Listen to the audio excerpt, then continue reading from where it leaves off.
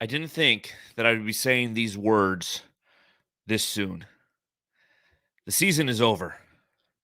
Phoenix Suns on national television on a Sunday afternoon get butt fucked by the Dallas Mavericks, losing game 7, losing the series, and ending what was one of the most promising opportunities to win an NBA championship. Yes, the Phoenix Suns are undefeated, Matthew. They're undefeated at breaking my heart. No Mhm. effort, no opportunity. This was one of the worst games I've ever witnessed, and I'm at a loss for what to think of this franchise at this point. They were garbage, straight garbage in this series, and blow it up. Blow it up. Everybody but who gives a shit, right? There's usually the Yeah, one person you want to stay, but tonight I don't care. I don't want any of them. Um, a well-ref game tonight only took 2 hours, so Yeah, that that's was a good. quick one. It was super quick. But yeah, I mean, even after game 5, I mean, the game 6 loss, like everyone's just like they can never put their finger on what it is. Of course, injury probably to Chris Paul, whatever that is, Mm-hmm. but no one can ever understand how the Suns are losing these games. And it's just like tonight. It's like, what the fuck is going on? I don't know. Yeah, yeah. I mean, they trailed at one point in a game 7 by a total of 46 points. And to your point, Matthew, the games, I really thought that game 6 was telling because of the lack of engagement by one team and the desperation by the other. And you saw that right off the bat tonight. The Phoenix Suns, yeah, they played horribly in the first half. But a big part of that is because the Dallas Mavericks did that to them. Their level of intensity on defense is something that the Suns had in like game 5 for one quarter in this series, where they were just locked in. They were like, you are not getting past us. We are switching. We are communicating. We are playing physical. We're playing with speed. They did it for one quarter in the series. The Dallas Mavericks did it throughout the entire series. And again, I'm at a loss for how to truly understand what happened to this team. And going into game 7, that one of the challenges is if the opposition has the best player on their team, on their Yeah, roster. yeah. And like you look at the Boston Celtics and the Milwaukee Bucks earlier today, they have the better player in Giannis. But because the Boston Celtics played as a team, they won. The Suns, in no way, shape, or form, played as a team. No, they played as fourth graders, fifth graders out there, running into each other a lot.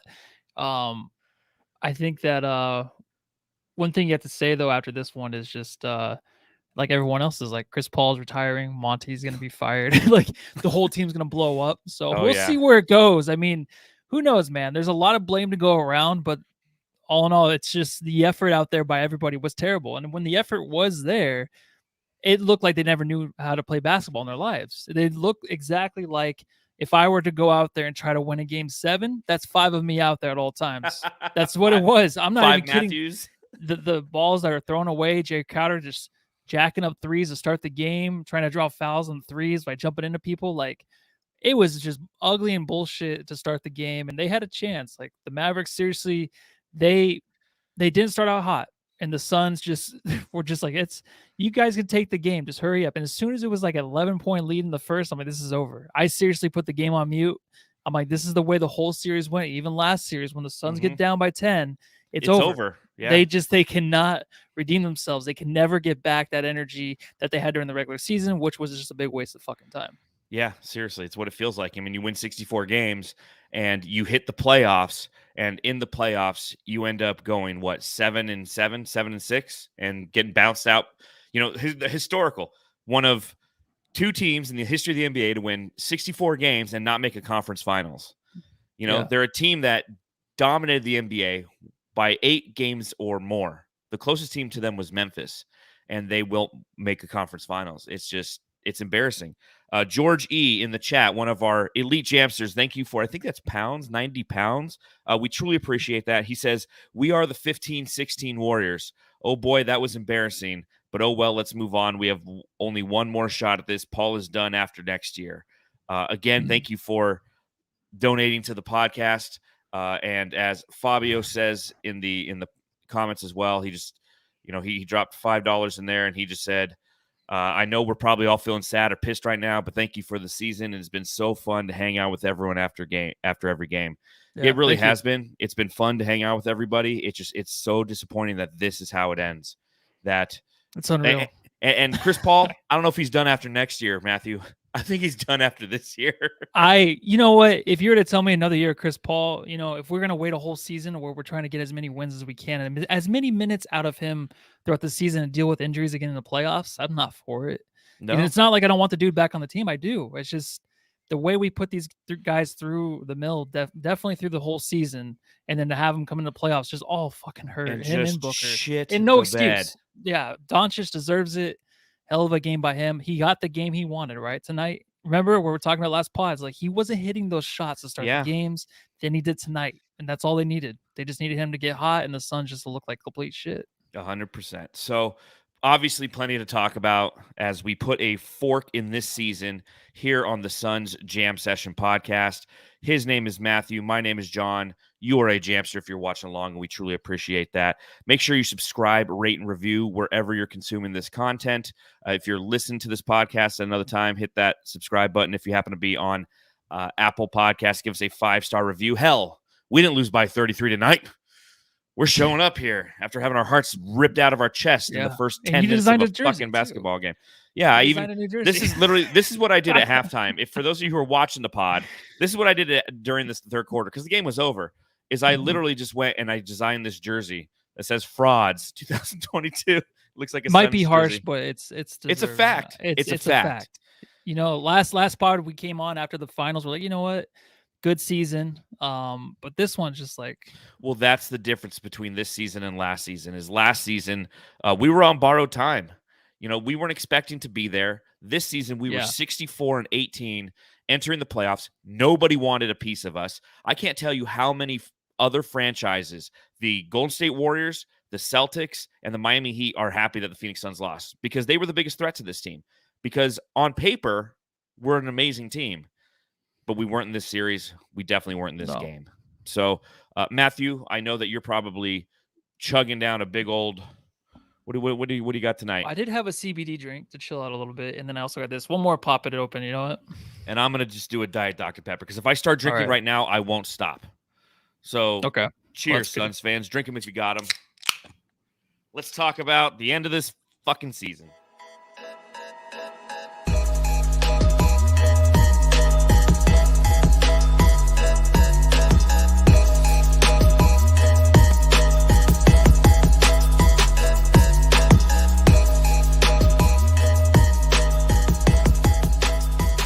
It was an historical ass-kicking of the Phoenix Suns by the Dallas Mavericks in Game 7. And it brings me to my first question. Matthew, I got to ask. Matthew, I got to ask, is this the most disappointing season for the Phoenix Suns in their history? Yeah, I mean, everyone was picking the Suns, right? To go to the finals at least, not to win it because the East looks so good, but the Suns were automatically the winners to go to the finals. Yep. And it had a lot to do with injuries with the Warriors, had a lot to do with the matchups with Luka Doncic and the rest of the Mavericks team, which didn't look like they had a chance against the Suns roster. It's very disappointing. I mean, you can see just from the last 4 games from Chris Paul after game 2, or last 5 games, including this one, after game 2, it's crazy to go from that performance to what we see in the last 5 games and just not be disappointed, because it's just basically like, hey, this guy's here, he's going to win this series, basically, him a book, we got them, and all of a sudden it's gone, just completely gone. Like one of them got sniped. They're just completely out of the series. And it is the most, because this is the highest expectations we have for this team in a long time, to win it all. It's either win it all or it's a bust. And that was the scary thing entering this postseason was, again, last season, entering the postseason, even though we were the number 2 seed in the Western Conference, there wasn't a lot of expectations for this team. But after choking in the finals like we did last year, coming back out, going 64-18, there was nothing but expectations entering this postseason. And the Pelican series was troublesome, right? There was the way that we were being pushed around, the way that we allowed the opposition to play physical was troublesome to view. You come into this series, and yes, they come out on fire 2 straight games, But once again, the sheer fact that they had the best player in the series, coupled with the fact that Jason Kidd thoroughly outcoached Monty Williams in this series. And that's one thing we don't talk a lot about on this podcast is the coaching of Monty Williams, because I think we have a lot of respect for how he handles this team, what he does. But everything that you want on the other side of hard, the other side of hard is the offseason now for the Phoenix Suns. And he needs to take a step back and take a look at his performance in the past 2 postseasons and say, hey, I've been a great regular season coach, but I have not been a good postseason coach. Holy shit, that could be a good article I could write for Bright Side of the Sun. Yeah, you always think of them, right? Right in the middle of the podcast. Yeah, there's 2 names definitely that we always talk about, and that we always wanted to actually play in this series was a lot of Holiday and a lot of maybe Ish Wainwright, just because of the fact that they can come in and give the energy that they can bring. And this is the one thing the Suns just didn't have. I mean, when you're out there and your leader and Chris Paul is basically playing through an injury, he's going to play no matter what. We're going to go down with his big fat sinking hips, whether we like it or not. We're going to be with him through this whole thing. So instead of actually just playing Cameron Payne, even though he's been suffering to watch, but it's not as bad as what we've seen from Chris Paul lately. Instead of playing Cameron Payne, and I'm not saying these guys are going to win us a game, but it's going to make it more competitive where the offense looks and makes more sense. If your leader out on the floor is just standing in the corner or telling you to bring the ball up, he'll be down there when it is about 2 seconds left on the shot clock, then you're going to have a lot of issues going around. And like I was saying, everyone's doing too much. They're passing the ball too much. They had open shots that are passing up all the time. A lot of the passes were terrible passes at the feet of everybody. Just again, it's the same exact shit for every loss this series. And when that's happening and you're watching your leader just kind of be like, you know what, I just have to be out here because of my name, because I don't know what it is. You know what I mean? Because I am Chris Paul. I'm not going to sit and just sacrifice, the minutes that Cameron Payne could bring a little bit more of juice to this offense. That just kind of cost the Suns just emotionally, I feel like, out there. It killed them. You can just see their faces in the first and second quarter sitting on the bench. It's like it's over. That's your leader, and your leader is melancholy, not engaged, not executing, and just spent. And again, shout out to George E, who gave us, I think that's pounds. I don't know what that sign is. Yeah, it is. 123 in the super chat. Thank you. We really appreciate that. You're the real MVP, man. You're the jam star. Shit. He said Paul should have an injury in quotations until the All-Star break. You guys made the season amazing. Keep up the great work. Go Suns 2023. Second seed is good enough. I agree with that. You could be the 4th seed apparently and beat the number 1 seed, so it doesn't really matter when it comes to that. It doesn't matter. But you're right, Matthew. See, that's where you could have done the drop. Yeah. But you're right. I mean, the way that Chris Paul looked in this game, the way that he looked in this series, the way that he looked in this playoff run was tired, beleaguered, old, and not – you're not going to win with a point guard like that. You're just not going to. Not in the modern NBA. One of the things that everybody loves about Chris Paul, and trust me, there's very few people who love Chris Paul. A lot of people are celebrating right now. A lot of people are celebrating. Yeah, right now. But it's his approach to the game as an old school point guard. He's somebody who truly likes to feel out the game, to set up his teammates. He's a rarity these days. You look at the modern point guard, you see the Luka Doncic's, the Trae Youngs, the Drew Holidays, who are defensively minded, the Marcus Smarts, who are defensively minded. Drew Holiday, Marcus Smart, they're more of a Chris Paul type, but they're also 15 years younger than the dude. He's spent, and it's going to be really interesting to see what happens this upcoming offseason. I'm going to be really interested to see if the Phoenix Suns, obviously they owe him a ton of money. I don't know if you can trade him, but I mean, that's a conversation we're going to have ad nauseum this offseason, is what to do with Chris Paul, because this is 2 consecutive postseason runs where he just wore down to nothing. And we lost because of it both times. That's a fact. Yeah, that's a fact. Yeah, that's absolute fact. How many times do we have to do this? Like, we love the fact that he goes in the All-Star break and the All-Star game, and he's injured, and he plays a couple of minutes. Oh, that's funny. That's Chris Paul, the competitiveness. But when it comes to the actual postseason where, we're at fault too. During the regular season, it was amazing. Great season. But you can just see how the rest of the league, the rest of the starters, they just don't give a shit. And this is why they don't give a shit. It's because they go into the playoffs like Luka. He comes in out of shape. I'm not saying Luka just won the series himself, but he comes in out of shape. By the time it's All-Star break, he works himself into it. Then the Mavericks become like the best second half team. I'm not saying that's what you're supposed to do, but I'm just saying how, We can't come out here and say what a great season, God bless everybody and all this stuff, but it wasn't about the regular season. That's why these awards, when we talk about them, in the end, the defensive player of the year, it's like, yeah, but we want the championship. None of it mattered. Booker did finish 4th in MVP, but it just doesn't matter, dude. It doesn't matter. He What lost matters to is Luka what in you the do finals. in a game 7, right? I mean, Yeah. that's what you're matters. totally right. Yeah. C-Jack, $5 in the super chat as well. We appreciate that. He says, you need to look at Ayton. Need a change in many areas. Booker needs another ball handler. Just a piss-poor performance. Finished with 4 timeouts left. Which brings me to another question for Matthew.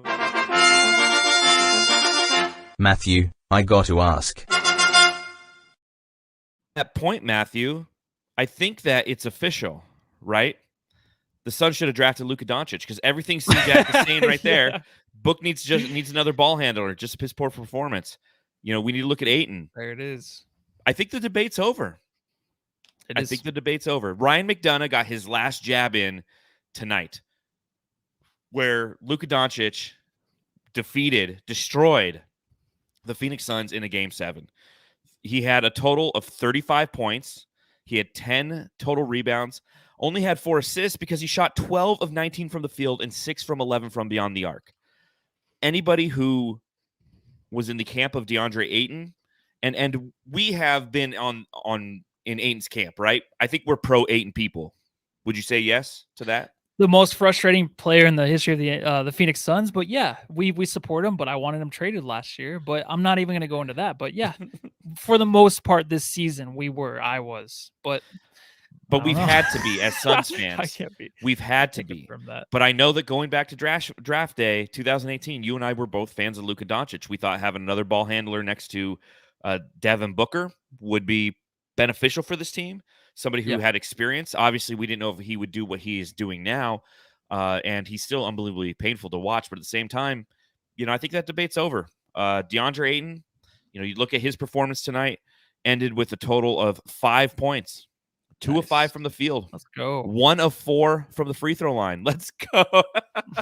I put that piece out on Brightside. I said, dear DeAndre Ayton, be aggressive. Demand the ball. He's missing fucking layups. He's missing free throws. I mean, it's going to be painful as we look at this box score and we go through and talk about the different players.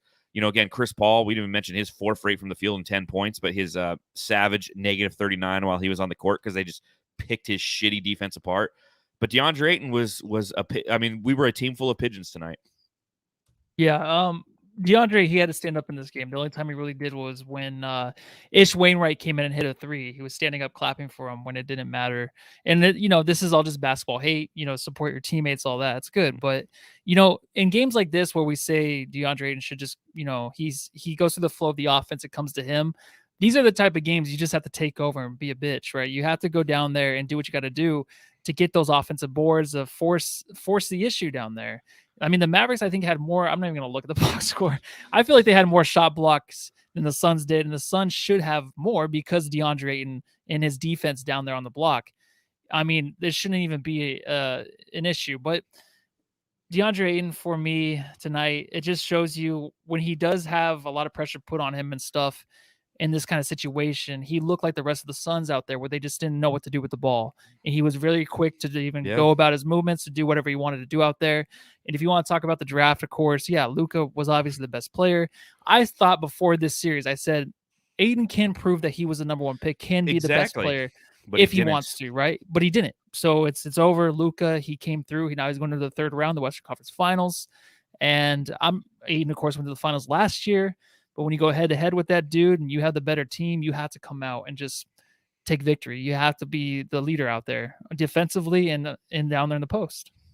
No, 100%. And, I think that was a very valid observation that, this was a good chance for DeAndre Ayton to show the world, hey, I know a lot of people are pro Luka. I mean, obviously ESPN runs promos on him nonstop, but entering this game, he was only averaging 17.5 points.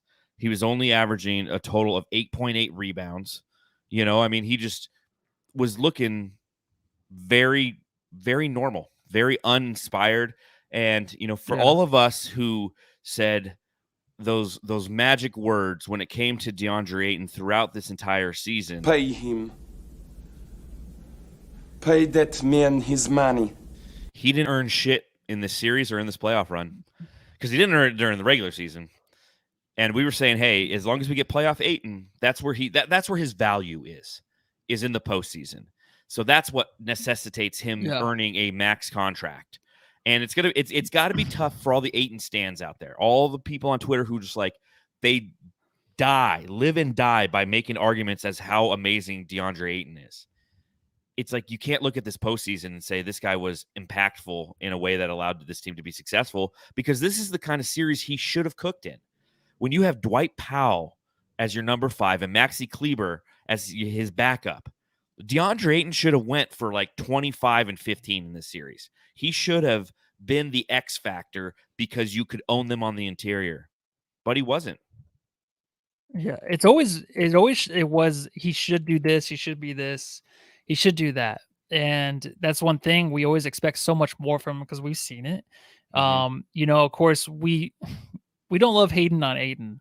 We don't. But he's really fucking frustrating. And it's really frustrating because we know how good he is and how he can be, but he sees the game in a different way where it's not meaningful to him like a Devin Booker or Chris Paul. Yes, he doesn't have that competitive gene. He doesn't. And it's fine. That's just who he is. Exactly. Just like James Jones said 2 years ago, like on a phone call with Bickley Marauder. Can we just accept Ayton for who he is? And this is who he is.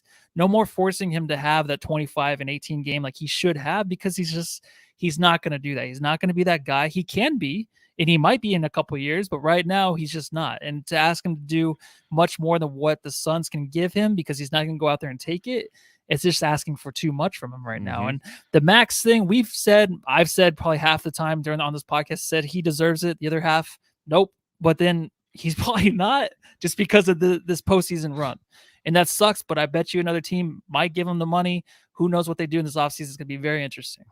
Yeah, and obviously, we're going to spend a lot of time this offseason navigating some of those conversations and seeing what's going to happen. Joe Anderson, thank you for the $13 in the super chat and for being an elite jamster as well. If you want to be an elite jamster, just press the join button, and you have to be on like the desktop to do it. I think you can't do it on the app.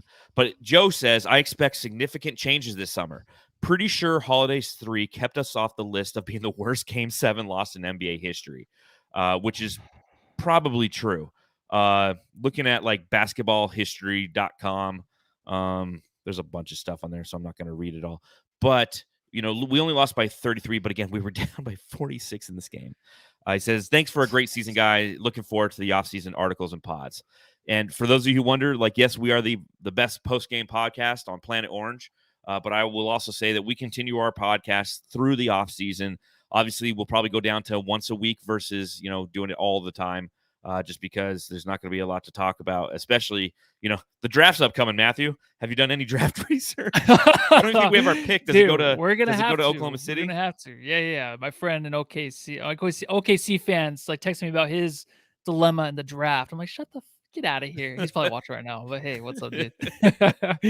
Austin Dessenberg, $20 in the chat, says, appreciate everything this season, boy. Somehow the Suns were able to be more disappointing than the Cards. See you next season. That's so funny because I was texting in our group chat with the Fanning the Flames guys, and I referenced how, that's what the Cardinals were this year, and Dan Duarte made a good point. He's like, there wasn't a lot of expectations for the Cardinals, but there was obviously for the Suns, and this is exactly what this game felt like. That big game, the wild card game for the Arizona Cardinals. We made the playoffs. Let's go. And they just shit the bed right off the bat. And the Phoenix Suns did the same exact thing. You looked at the end of the first quarter, it's 27-17. We're down 10 points, and we shot 26.1% from the field. We were 6 of 23. Couldn't get any stops. And then by halftime, the Phoenix Suns are down by 30 fucking points. They're outscored 30. You go through the first quarter and you're like, okay, we're down 10. We only scored 17 points. That sucked. We scored 10 fucking points in the second quarter. This is literally what I said in my living room. My family's not here right now, thank God. And, DA misses a bunny. Then he misses another one. And this is literally what I say. Make a fucking shot! God damn it! Scared the shit out of the dog. But that's what I'm doing in my living room. It's like, just make a fucking shot. For the love of Jesus Christ. Is that when you tweeted out, hey, we're not doing a Twitter space? That's exactly when I said, no, we are not doing any Twitter space at halftime because I was losing my fucking mind. That's what I think I threw my hat. I think I threw my hat when Yeah. Ayton had a wide open dunk and he turned around and missed a bunny. Yeah. Oh my God. I mean, I lost my shit because, it's just so goddamn disappointing. It's so frustrating to see a team that you love and you've seen perform at a certain level all season play the way that they do. Cousin Will, $9.99 in the super chat again. Thank you. Worst basketball game I've ever seen. Just gross. Congrats to Mavs and their fans. They should, again, it's not like you can sit here and say, Luka did this and fuck that, and we got boned by the refs, so fuck that. This was 100% on the Phoenix Suns. Yes. 100%. Yep. And thank you to Luis. 100 there. $100 in the super chat. Thank you, Luis. Wow. I can't thank the love that you guys are giving me is actually lifting my spirits right now because this is shitty, But knowing that the Jamsters care as much as we do about this season, and you're willing to donate to the show, it's really special. Oh, that's amazing. I think that's the most we've ever gotten, right? 100? I think so. That's the real much. MVP there. I looked up the definition of fraud during halftime. Fraud is a wrongful or criminal deception intended to result in financial or personal gain. The Phoenix Suns are frauds, aren't they? This team, but we had some financial gain here, though. Well, maybe we're frauds. We're frauds. Oh man, it's just what this team did, how they performed in this game and in this series. It was just it's appalling.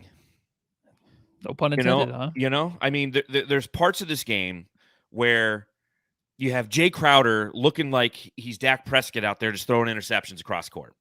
You got Landry Shamet waving off Chris Paul and then turns it over 4 seconds later to Spencer Dinwiddie.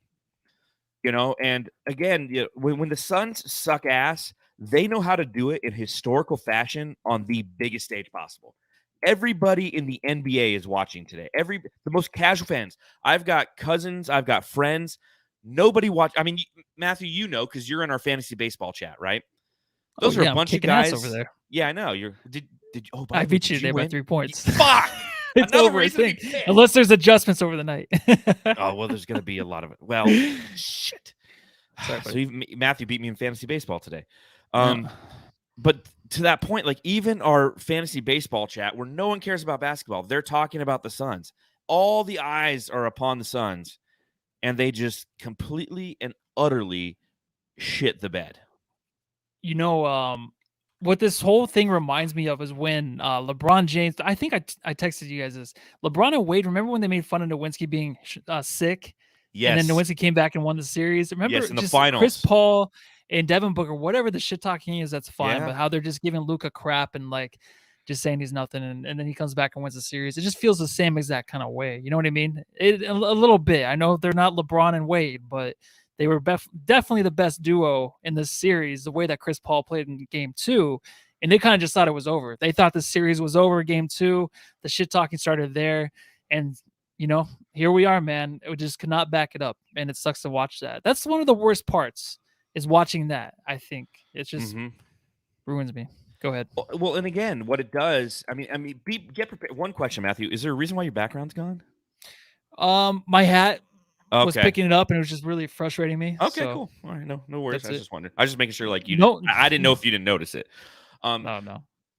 What we need to prepare for as Phoenix Suns fans, especially any of you who are on Twitter, like for those of you who tune in and watch or listen and you're not on Twitter, like good for you, because the Suns and Suns fans are going to be eviscerated for quite some time on Twitter.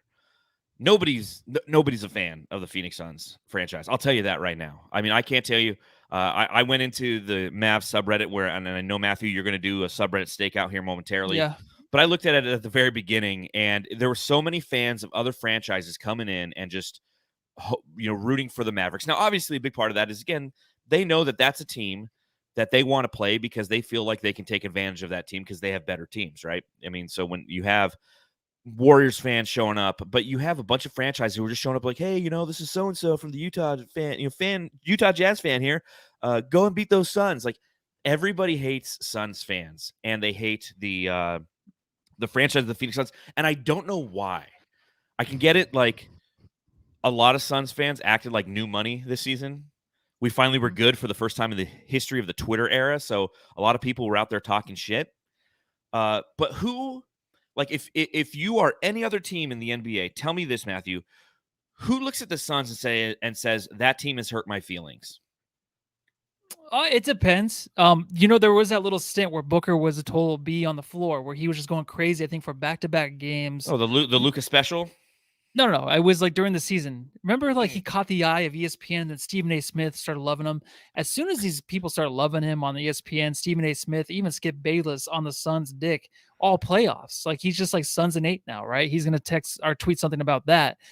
It's just people when they see that, then that's the new hate. That's the new team they're gonna hate. That's the new player that they're gonna hate. Booker got a lot of hate this last few days, I guess, on Twitter, and it's just a crazy thing because he's been always the same kind of player. He's always been a good dude, right? But then he talks a lot of shit on the floor, and fans now know that. Fans now know how much he does and how annoying Jay Crowder can be, and that's just the team that we are now, right? I mean, even with Chris Paul. If I was not a Suns fan, I would hate the Suns. I would probably like Devin Booker, but I would just hate the Suns team because I would say 64 wins, overrated. Let's see if they can actually win a series. Exactly. Go back to the finals. Yeah. And they had the hardest time with the Pelicans. Yep. And the whole thing with Alvarado, like Alvarado was picking Chris Paul apart. Even in the post-game interview on that one, they're talking about Alvarado not remembering his name, supposedly. Yeah. When that stuff starts to happen, especially like the way Embiid is in press conferences where he throws his team under the bus, like, fans notice that stuff and they pick it up and they don't like your team after that. No, I can see that 100%.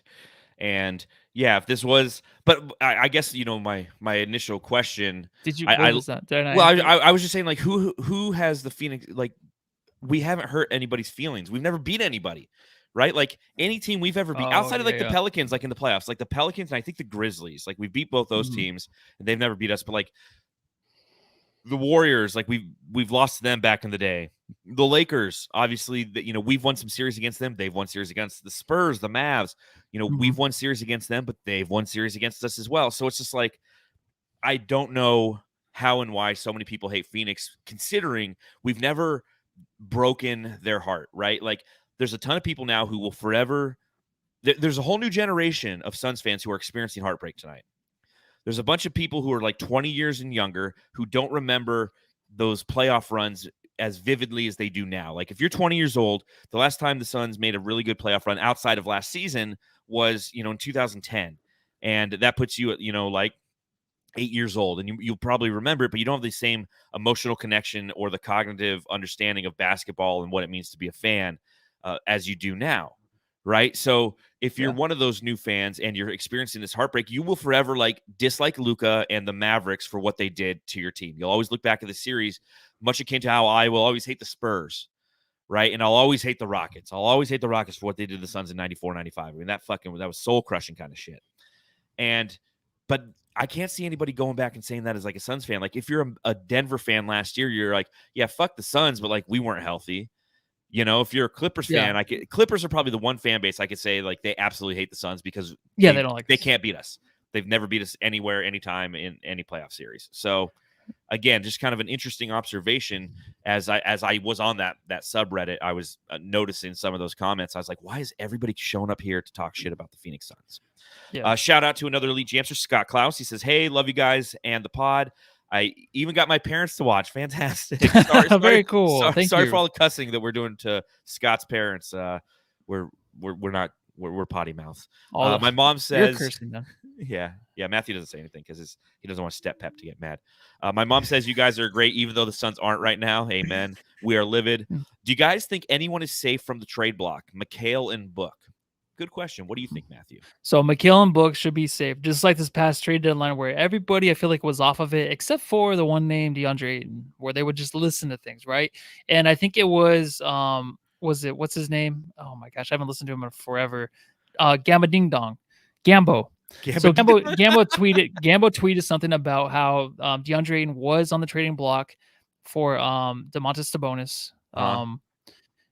And he brought that up just now. And I think we all thought about that. I think, they listen to stuff for Ayton. We know for sure Ayton's a guy where, his work ethic and stuff, there has to be something there, right? To where they would still listen for trades. If you have a center like this, and the potential he has, and if he's putting in the work and stuff, you would never give that up. You would never listen to a trade offer if you knew this guy was working just as 100%. hard as like Bam Adebayo or someone like that. Ayton is great, but he can be even better. I'm not saying he's great right now. I'm just saying he can be great. But I just don't think that he is a guy where you're just like, nope, hanging up the phone, listening to trades. Mikal and Book, definitely not. Book, there's a lot of hate right now in the chat.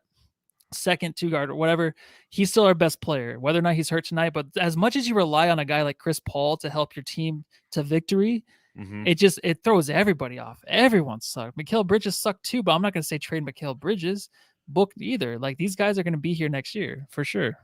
Yeah, I think, Mikal and Book are the two guys I think are safe. Ayton's a tricky one because of his pending contract extension. He will become a restricted free agent this offseason. What's going to happen this offseason will be very interesting because because the market will dictate what he's truly worth.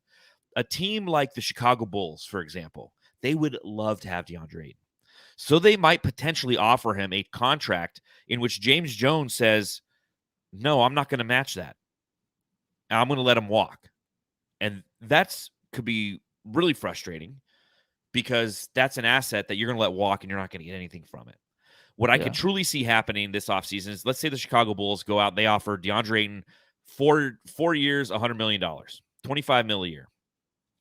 I can see the Phoenix Suns matching it, bringing him back here, and then trading him this offseason. I can 100% see that. And try to build more assets around this team because, again, one of the arguments for DeAndre Ayton was, we look at JaVale McGee, we look at Bismack Biyombo, and we see what they do during the regular season, and you're like, well, hey, it's plug and play at the 5. It makes sense, and so those little things that DA does amazing, right? The shot deterrence, his lateral quickness, the way to defend the perimeter, things of that nature. But when he plays like this in a series, what does it matter? I mean, why not take that asset, flip it, get 2 or 3 really good players, to help fill out the bench and potentially bring in somebody who could help this team win a championship. There's so many, it's really tough right at the season ends to try to navigate everything. I don't know who all the free agents are. We'll spend a lot of time looking at that stuff, talking about that on the podcast. But I mean, that's kind of where I stand. I'm with you, Matthew. Mikal and Book, those guys are untouchable in my opinion. Mikal he was 4th in the MVP voting. Did he have a shitty series? Yes. And the reason he had a shitty series is because Chris Paul was so garbage, they knew they didn't have to ever guard him. Exactly. So they blitzed Booker the entire triple teams, series, dude. Triple teams. Because throw it over in the post. Yeah, what's Chris Paul going to do? Chris Paul's going to do nothing. Now, yes, you look at the box score tonight, you're frustrated when you see that Devin Booker was 3 of 14. 3.14. 11 points, 2 total assists, 3 total rebounds. That he has to carry that with him now. Those statistics will live on forever in his first Game 7. Yeah. His opportunity to step up was met with horrible, horrible performance. But on the other side of that, it's because the Mavs could dictate their will. They imposed their will against the Phoenix Suns because Chris Paul was a big fucking 0. Again, Scott's mom, I apologize for my I apologize for John on that. And you know what? Dave King did actually tweet out a quote from Bridges. I guess there was an altercation with Ayton and Coach Monty. Yeah, I saw that. Did you? Yeah, he. I guess Bridges said to Ayton that he told him he loves him always, no matter what. That's what I told him. End quote. Quote end quote. Forgot that part. Yeah, that's kind of these interviews after these games are really fucking weird. Right? Well, and even Chris Paul's. Is he gonna die soon? I don't know. He sounds like he's about to pass away, and like he's just saying his goodbyes. Well, like, I'll tell you what's passed away. Happens. What's passed away is his basketball career. Something happened to where he realized it because I mean that was his quote following Game 6, entering Game 7. His attitude going into Game 7 is, it's just a basketball game. Oh, that's great to hear. Oh, it's just a basketball game. He's like, it's just basketball. His jersey too, man. Yeah. Shout out to James Kelly, $200 Australian. Thank you, man. We're gonna get Matthew a Cam Johnson jersey. Thanks for another great. Burn that shit. He'll be gone next year too. Yeah, the whole Cam Johnson thing in the offseason. That's another thing we'll have to delve into. That's why we'll continue to pod. There's so much to talk about. It's just it's nonstop. It's 24/7. Thanks for another great season, fellas. Always good for a laugh and great analysis. You guys make it worth being a lonely Suns fan down here in Australia. Chin up and a well-deserved rest of the offseason. Cheers. Thank you. Thank you very much. Thank you, James. Really Appreciate it. appreciate that. Mhm. You know, again, it's going to be an interesting offseason simply because we have so many question marks about this team because, again, you know, are we the Utah Jazz? Hey, look who showed up. Oh, Naked yeah. HD. Naked HD's in I the couldn't chat. wait. Second time here, too. Where's your donation? Yeah, Little Naked HD, mama? show up, throw a donation in there. Be like Jones since 80. So thanks for all the content all year, fellas. Pleasure was all ours. The fact that we That's have your so love, nice. it really it's touching. You know, Jam as well. Great season, guys. For the tip jar, $9.99. Appreciate that Thank as you. well. If you're listening to this, you can Venmo us. Just Venmo me at John Voida if you want to be a part of the donation train. But yeah, you look at like, what was it? Oh, are we the Utah Jazz? Are we a team that's amazing Oh. in the regular season, but just sucks in the postseason? Now, granted, we made it to the finals last year, but this year, I mean, Yeah. people figured us out. We were so outcoached in this series. It's unbelievable. It's crazy how everything's just falling apart. You know, it was a great season, but now you have things talking about, or you have the quote about Ayton, you know, getting into it with Monty. Chris Paul has basically given up on life. I don't know what we are yet when we look back on the season. I think after a couple months, we'll be like, well, Chris Paul was just hurt. Devin Booker, Yeah, his I'm waiting to hamstring hear that again. he had There's like something, surgery or something. you know, that's what it is. So then next season when we go into it, it's like, all right, could we just not give a fuck? Can you play like 20 minutes a game? Let's just finish 500. Let's get that 9th seed. Let's go into play and get the momentum from that, and then come into the playoffs. Yeah, because who needs home court advantage, right? You know, It Monty doesn't talked matter, about home right? court advantage. That's what the entire remember I time. said. It doesn't Yes. matter. Game 7 doesn't fucking matter at home. I mean, Celtics tonight for sure. I guess it does, but they have such a better, and they're not the hurt. crowd that did it. It was Grant Williams. You know, Grant But that Williams was team their plays so Spencer fucking Dinwiddie. hard. And you're Yes. watching that game, and you're like, even if the Suns make the finals, and we said this after one of our pods, I think it was after game 4, we're like, This ain't well, a if we win championship this level series, team. we're not gonna win the championship. We said that after the pod. You know, that's exclusive behind the scenes footage, not yet released, I guess. But we said it. This team is not gonna compete against even the Warriors or the Memphis Grizzlies or the two teams that are the team that's left in the East. They don't have it in them to compete with those teams. Those teams are ready to go. They know how to play ball. No, 100%. And you know, yeah, you talk about the home court advantage. Monty, that was Monty's, like, after every fucking loss. Well, you know, we play hard all season to have home court advantage. Well, we play hard all season to have home court advantage. Well, home court advantage, that's why you play hard all season. Well, apparently it doesn't fucking matter because you had that home court advantage and you got butt fucked on national television. It was horrible. I mean, like, it goes down. You'd have to really go through the history of the Phoenix Suns, but it is a top 5 worst loss of all time. Now, obviously, some other losses are more emotional because of the way that we lost, you know, going back and, you know, writing about all the game 7s that the Phoenix Suns were in and seeing the Mario Ellie kiss of death. Like, that was emotionally just like your soul was snatched from you. This was just like the first thing that comes into your head. Typical Phoenix fucking sports. Typical sports. Opportunity, you know, it's like every time the Cardinals play on Monday Night Football, it's like, well, we're not even gonna compete in this game. You know, it's like every time the Suns this season were on national television on Sunday afternoon games, they got fucking destroyed. We have the Phoenix Suns are Kirk Cousins. You put them in a game that has a lot of weight to it, and all of the eyes of the world are upon it, and they just flounder and fizzle away. Yeah. So, it's definitely really frustrating what's going on right now, but I think this is the worst loss ever. And even last pod, I did predict the Suns would lose. Not like this. I thought they would maybe lose by a couple points. I did, because I just for me, I didn't think we can compete at all against the Warriors, and I did not really want to watch that. I didn't want us to get destroyed. I kind of wanted to beat Luka. The Warriors. Oh, I know, but I wanted to beat Luka for sure. But I just didn't want to get manhandled because I just didn't think we can compete against the Warriors. And I'm sorry, that's me being we'll never know. Jerk. We'll never know, because I honestly think we could compete against them. I was having this conversation. Doesn't that suck? Last night at the Eric Church concert with, you know, one of my former coworkers. Her husband was there, and he's like, "Hey, I watched the podcast." So, you know, shout out to him. Yeah. And we're having that conversation. I'm like, you know, I would love to take the Warriors because I think that we have the size. You know, obviously DA would have a hard time because he always has a hard time with Draymond Green because Draymond gets under him and he doesn't know what to do it. But I guess the other side of this is, yeah, we don't have to go against the Warriors and lose and have that shitty fucking fan base talk shit to us all the time... . Matthew Soman in the chat. You guys are the real MVPs. Showed up every game. unlike the Suns players. Thank you Oh my again. God. $50. Well, kind of. We kind Kinda. of showed up. But Oh, sometimes man. it was an off night just coming in here. and yes, Coach Fallen founder Eric Church rocks. He's Yeah, he's definitely, one of my dude. all-time favorites, man. Got to see him in concert again.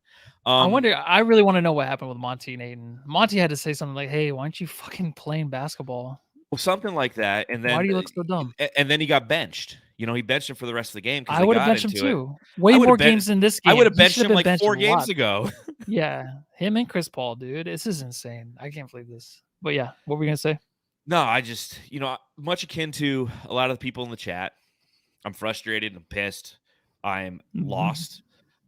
I honestly did not expect the season to end today. I honestly didn't. Like, I was expecting to continue to have post-game podcasts, and I was getting everything ready from a design standpoint to play the Warriors, and I was like, dude, we got this. Like, I felt confident. I went to Costco this morning. Everybody's wearing Suns gear. I'm like, dude, this is it. This is what it's about. And Yeah. I should have known right there. It's just like, oh man, yeah, we are going to be in line for a huge disappointment today. Every Huge team I'm a fan of, this happens. A big game, I go know. to Fry's, you see other people with their jerseys on, you're like, hey, let's get this. And it's always a blowout. It's never a close game. It's always I'm a Cowboys fan. It's always a blowout. It's not even close. It's never close. It's over in the first quarter all the time for our teams. I saw a guy walking around. He had a Jason Richardson jersey on, an orange Phoenix Jason Richardson jersey. I was like, let's go, Suns. That's the way to get that orange crush one, huh? Yes. Jason Richardson. That's a good Jay one to get Rich, on. man. Yeah. Aaron Yost in the chat, $10. You guys are the best. The Palace Thank intrigue this offseason is going to be insane. Amen. The fallout from this historic trouncing is one thing, and we've even gotten the news from Sarver, and we haven't even got the news from the Sarver investigation. Yeah, that'll be a whole nother thing we have to deal with this offseason, is anything related to Robert Sarver. But Matthew, one last time this season, I think it's time for you to let us know what you found when you went behind enemy lines on this edition of the Subreddit Stakeout. The Suns Jam Session Subreddit Stakeout.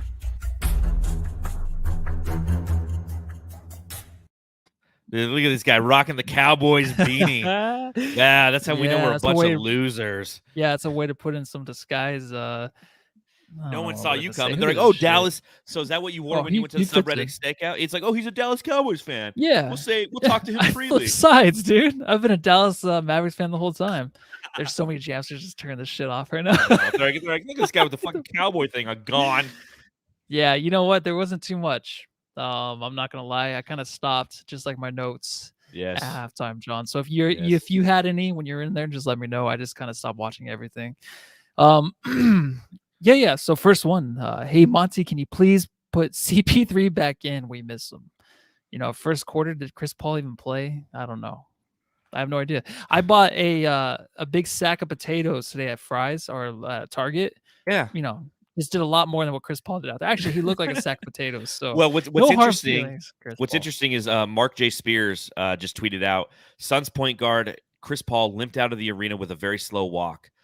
Learned that Paul had a left quad injury. When asked about his quad injury, Paul declined to comment. So there you go. Yeah. Well, I heard about that during the game. It was like that's a higher leg, right? Yeah.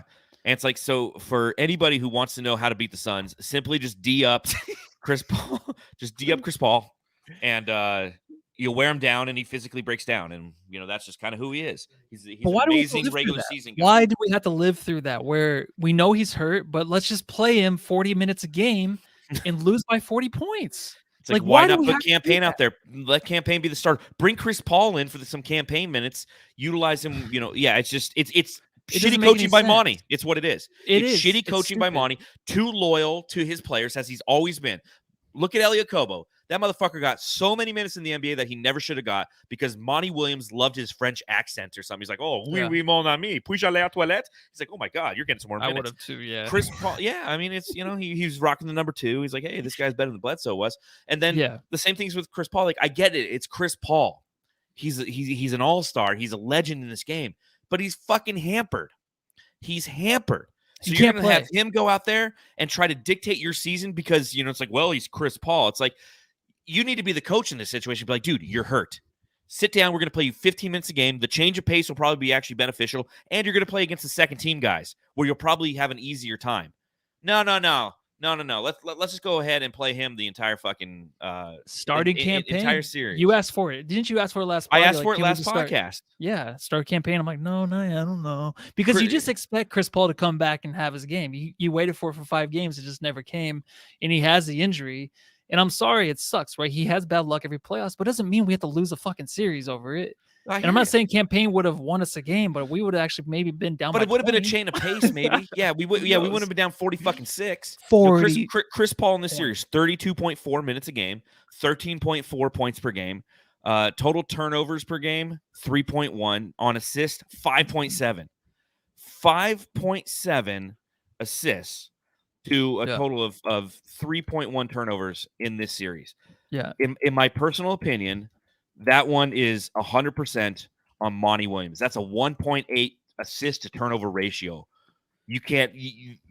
Unacceptable. Unacceptable. No. And if these players are healthy, Booker and Chris Paul, just like a Luka Doncic, and no matter how many times they yelled out like Ayton's a mismatch for Doncic, that was bullshit. Doncic can get a point on anybody. It doesn't matter who it is. Yeah. That's the way it is with Chris Paul and Devin Booker. When these two are healthy, playing alongside each other, nobody can stop them. But when unless they're hurt. Just I mean, it's basic stuff there. What else did you see on the subreddit? So this one was true. Keep letting those threes fly. Sooner or later, they're going to land. That was in the first quarter when the Suns were down by like 10, but the Mavericks seriously could not get a bucket either. It's just, I think they let us stay in the game. Scored 4 points, and the Suns got 1 point. It was an ugly first quarter, man. My God. I love that the refs are letting them play Mavs in 7, and that's true. The refs let everything go tonight. They seriously let everything go. The Suns had the best chance tonight with the ref job. Everyone was looking for Scott Foster. Where is he at? It doesn't matter. Let him play. Yeah, the Suns had every opportunity to play physical, and they weren't calling fouls on anything. There was a lot of times I'm like, oh, where's the whistle? There wasn't there. They kept letting the Suns try to get back in it, right? But the last thing I actually found finally after 3 comments. Holy shit, they're booing them. This is too good. So yeah, the booing started early, and it was, I guess, very often. I had my game on mute. I had it on mute. Yeah, they were viewing them. They were booing. The only time they were saying "Let's go Suns, let's go Suns" is when people in the arena were starting to "Let's go Mavs" chant. Other than that, Dirk Nowitzki. Imagine. Did you see him looking at that chick next to him? Yeah, he's like, what's up? Fick die Schlampe. He's so funny. Imagine paying $1,000 to go see this game. Like Robert Sarver owes everybody some money, right, Matthew? Yeah. He either him or Chris Paul. I mean, how much is he making this year, dude? Like 40. Or go donate a turkey to somebody or something. What a guy! Anything else from the subreddit? That's all I had. I didn't want to see what else was going on. No, it was a victory lap for the Dallas Mavericks as well as it should be. I mean, imagine what that feels like. And we know because last season in Game 7 again, or no, it wasn't Game 7, it was Game 6. But we've seen it in Game 7. Game 7 in 2006, first round, Suns versus the Lakers. We creamed them in Game 7. We did the same thing to the Clippers in Game 7 of the semifinals that year as well. We went to 2 Game 6s in 06, and we creamed the competition. And it's a fun feeling. And everything you want's on the other side of hard. Well, on the other side of this is a shitty feeling for the Phoenix Suns. Way to go, Mike. The Suns Jam Session Subreddit Stakeout.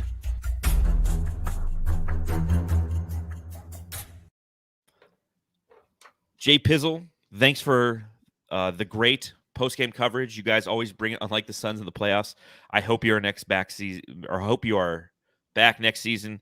Jay Pizzle, we'll be here in the offseason too. We'll come once a week. We'll do a podcast. If something breaking happens and we need to do 2, we'll do it. I mean, we obviously have the dedication here at the Suns Jam Session. We like talking basketball with each other. I think so, Matthew. We like talking to each other about basketball, and it just happens that we record the conversation and put it out there. So Albert Camacho, he gave us 20 SGD. Don't know what that is, but thank you. We all need a drink or 3 after this. Thank you for the podcast, John and Matt. Not the way I expected to end the season, but you guys have been all-stars all year. We appreciate that as well. I mean, it's such a punch in the gut. And what's interesting is, like, as we're doing this podcast, I'm looking at different things on Twitter. Somebody posted that this isn't the first time that Chris Paul's had his ass handed to him on a silver platter in the playoffs. In 2009 Western Conference first round, the Hornets lost by a final score of 121-63. Yeah, but who's on that roster though? Come on, the horny Hornets. Who was on that roster? Yeah, that's Nobody. good. That's Bismack Biyombo. a good question. Yeah, that's probably what it was about. 58-point loss. Good God. Yeah, Damian Lillard, just hurry up and get here, right? Yeah, see, I was thinking the same thing, man. I'm like, yeah, trade Chris Paul for Dame Lillard in the offseason, dude. Just they're I in don't know full if you can tank do mode. that. They're in full tank mode, right? So we can't just go into trading Yes, Chris we can. Paul already. Let's We fucking can't. do it. Let's just. No, I'm not yet. there right now. So here's what Let's you do. Let's trade Booker for putting up with it. He should have called him out and not let him start. Here's what you do. You go, listen, Portland, I know that you're in total rebuild mode, right? And they are. They got a ton of assets for CJ McCollum. You know, they traded all of their great players to the Clippers, so the Clippers are going to be fucking great next season. You know, we're going to have to deal with that. My God, so you literally, what you do is you go, hey, you need a leader in that locker room. Here's Chris Paul. We'll take Dame Lillard off your hands. Boom, shakalaka. You know, I like what Hey Zeros that says. Says trade for DeJounte Murray. Wouldn't that be amazing? I'd like DeJounte Murray. It's crazy how Luka kind of destroyed the Suns team, right? I mean, Ayton probably won't be here next year. Now we're saying that I don't know. This is not how I expected it to end. Well, I did predict them to lose, but yeah, I guess I get what I just said. Well, you look this at is Luka. my world, right? Look at Luka in this series. 32.6 points per game. He shot 33.8% from beyond the arc on 9.3 3-point attempts, but he also averaged 9.9 rebounds and 7 assists a game. I mean, he just eviscerated the Suns. We knew that was what you wanted to do, right? You wanted him to go and try to be the guy who had to win it all for his team.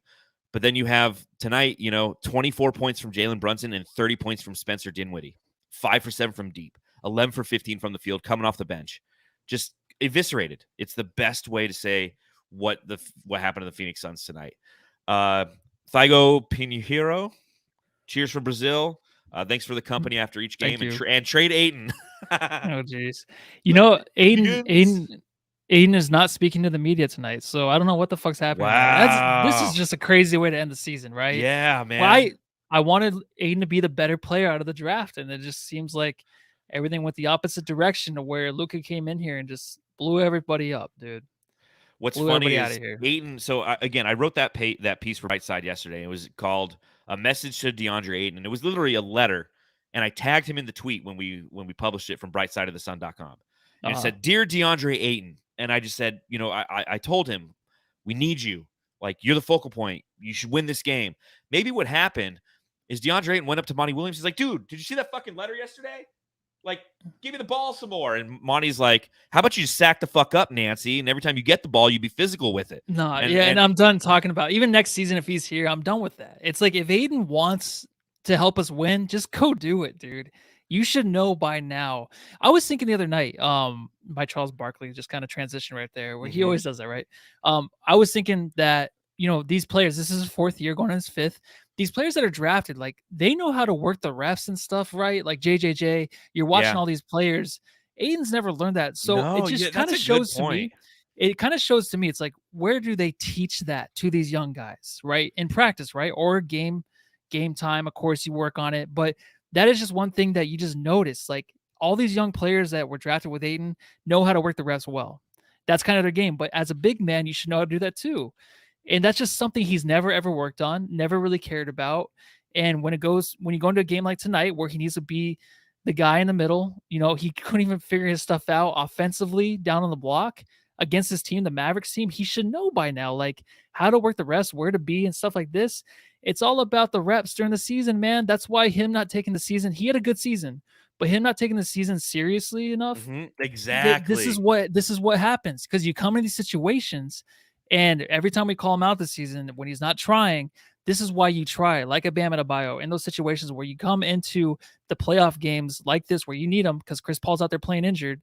He needs to be the guy to step up and know what to do with the ball down there. Yeah, give him the ball, sure, but he needs to go out there and just be the best player. And when he gets the ball, do something with it.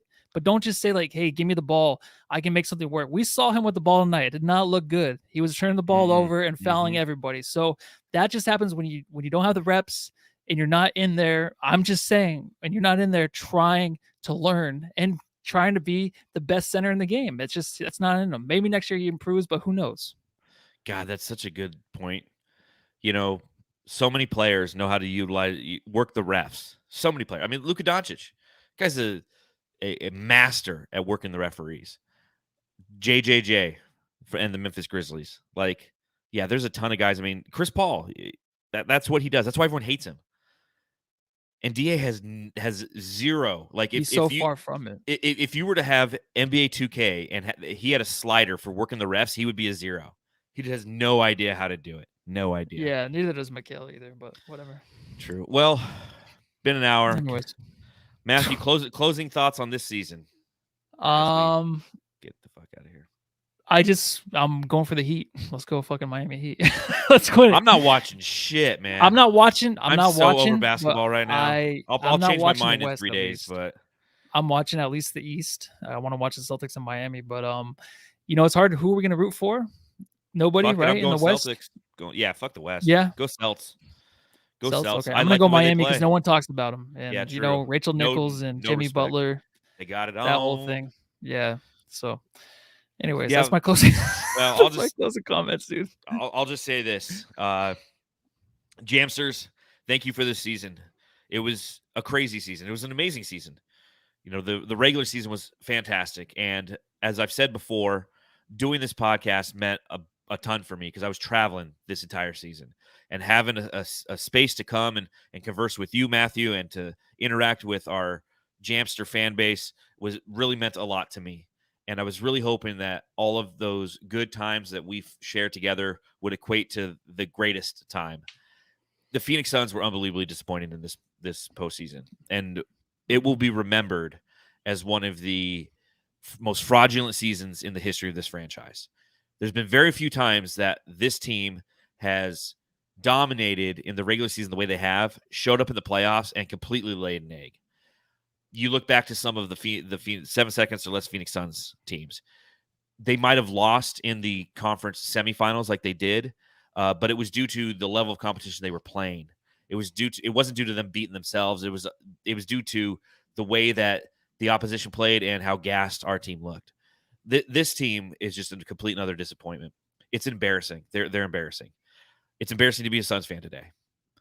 Because, again, as you mentioned, Matthew, the snarkiness of this team, the way that they talk shit, the way that they look down on the opposition, didn't know Alvarado's name, smirked when they mentioned Luka Doncic.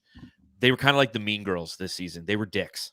And ultimately, now they have to answer for their lack of production when it mattered. They had 2 opportunities to close out this Dallas Mavericks team, and they shit the bed in historic fashion. How historic? NBA teams up 3-2 in a series win the series 85.9% of the time. So the Phoenix Suns are now part of that percentile that doesn't close out the opposition.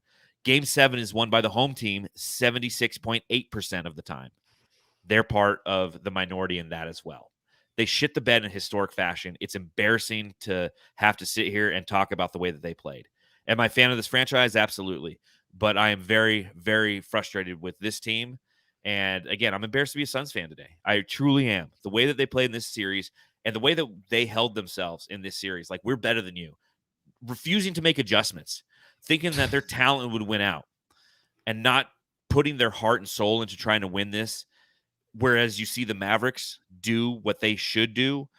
To see Jason Kidd coaching on the sidelines. I mean, did you see that one clip where they show him and he's literally yelling? He's like, no, stay at home, switch over. I mean, the whole time he's engaged with his team, trying to will them to victory.